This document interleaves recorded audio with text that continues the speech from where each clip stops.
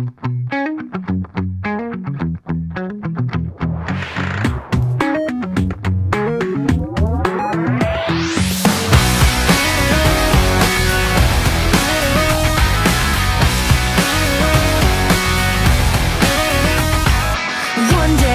I came home at lunchtime, I heard a funny noise. Hi, welcome. We're at the on assignment here at the webcast, and we've asked our young people to tell us about the great service they did today. And we're here in the confines of this beautiful church, and we're now going to hear from our young people. There's the kids. Hey, everybody. All right, very good. All right. Yeah, he said I've been to the year 3000, and not much has changed, but they lived underwater. They appreciate, they go through daily things that, we barely go through. And it's like, wow, I didn't see that I was actually doing something good. And, now that I see it and I remembered it, it's like, wow, that little girl, she's experienced so much. And it's like, I just really touched me. Good.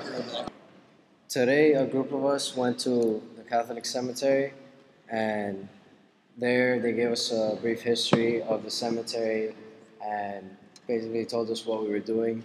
There was a group of us with shovels and a broom that went to go sweep up the markers that were on the floor because some of them had been covered up by dirt and just, from being abandoned, basically. And another group of us went to try to clean up and clear out and uproot weeds and vines that have covered up trees and like a patch of area that could be nicer, and more visible. The group that was going around with the broom and shovel, they were reading, the years that the people had lived. They were looking at the tombstones and, just checking out the years, the lives, and there was an area that had quite a few infants that have passed away, and quite a few amount of kids that have passed away as well. Teenagers, adults, as well as elderly. And it's pretty impressive seeing those tombstones with such few years lived. It really makes you, step back and think that life is a precious thing and it could be taken away at any moment.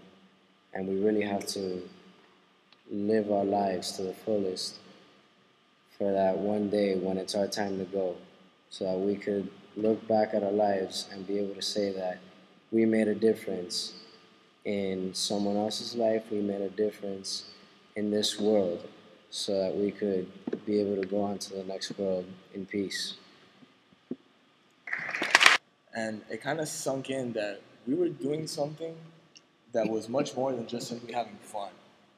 And the energy that we had in the beginning of wanting to cut everything up, and that adrenaline kind of turned into this feeling of, service, and actually what we were trying to, here the people in Spring Hill have been trying to teach us, about service and about going out and doing stuff.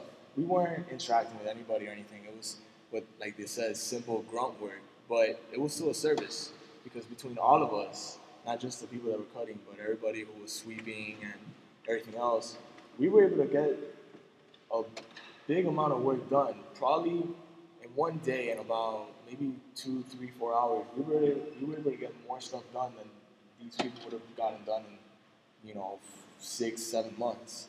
And that to me kind of struck me as wow, this is what we're capable of doing. A bunch of teenagers here. Imagine if the rest of us, as not just Catholics or Christians, but everybody just kind of got together and did something like this. How much could we actually get done? And that's kind of what I want to leave you guys with. When you all work together and you set your mind to something, we can do a lot. I'm Claudia from Spring Hill, Florida, and me and about 10 people and 2 adults, we went to the Mary's house, which most of us didn't know is a foster home for young adults and some teenagers. And I didn't get put on any of the dirty work doing any like yard work or anything, but I and one of my friends got put, and we went to the closet, and they just piled up clothes on top of clothes on top of clothes, and like it wasn't organized. So we went in there and we organized all of it, and there was so much. And like we met a girl who came in, and she asked to shake our hand. She was like, "Can I shake your hand? I just want to say hi." And like we realized that like we don't know many adults that would like come in and try to shake our hand, let alone like a 12-year-old.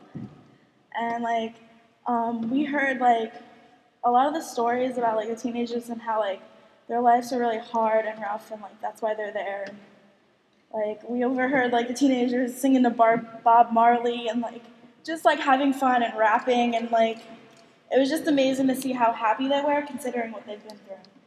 And like it made us realize like I'm Erin, and I also went to 15th place, and I didn't do like the hard stuff like Lewis and Elizabeth had to do.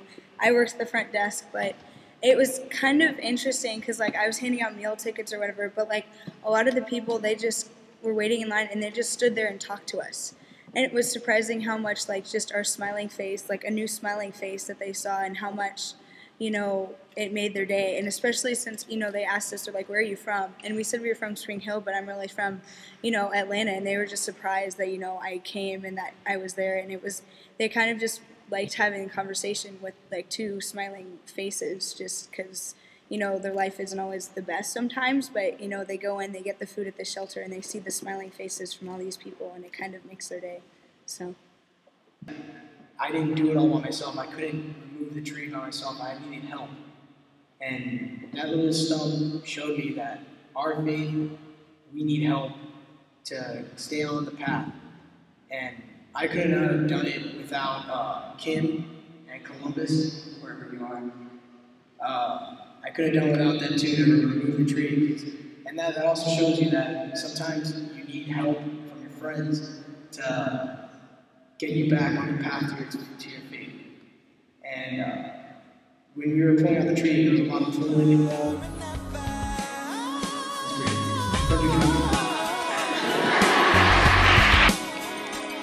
And now we've earned our food. We've been fed spiritually, and now we're going to be fed physically. And we are happy, right?